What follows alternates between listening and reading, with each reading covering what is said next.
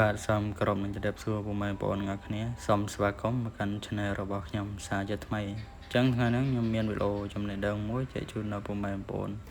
បានដឹងអំពីរបៀបធ្វើឲ្យទូរស័ព្ទមានសេវាខ្លាំងជាងមុនក្នុងករណីពុកម៉ែបងប្អូនទូរស័ព្ទរបស់ពុកម៉ែបងប្អូនខ្សោយសេវាឬមួយក៏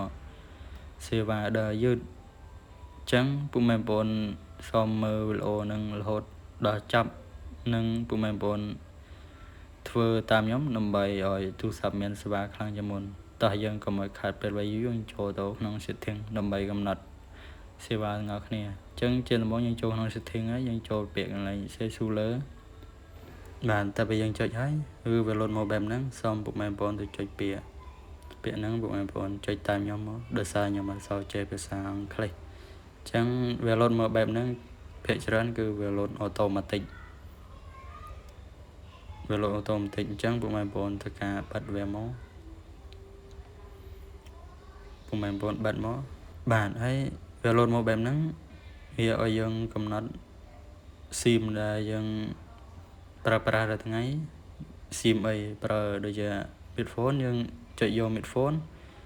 SIM card យើងចុចយក SIM card ហើយ Smart យើងចុចយក Smart អញ្ចឹងមូលហេតុដែលយើង select ហ្នឹងគឺដើម្បីឲ្យវាមានសេវាវាផ្ដោតលើ SIM របស់យើងតែមួយវាអត់មានសេវាញ៉ៃញ៉ៃទៀតពុកម៉ែបងប្អូនអញ្ចឹងបើពុកម៉ែបងប្អូន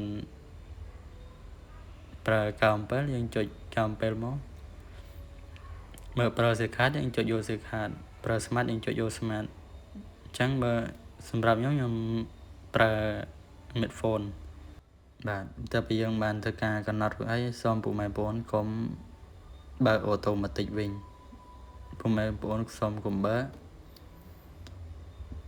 ដើម្បីឲ្យសេវាវាផ្ដោតលើ SIM យើងតែមួយបាទហើយវីដេអូចំណេះដឹងខ្ញុំមានតែប៉ុណ្្នឹងទេបើពុកម៉ែបងប្អូនគិតថាវីដេអូនឹងមានប្រយោជន៍សូមពុកម៉ែបងប្អូនកុំភ្លេចជួយចុចចែករំលែកឬមួយក៏ចុច Subscribe នេះមួយផងដើម្បីទទួលបានវីដេអូថ្មីៗពីខ្ញុំបាទ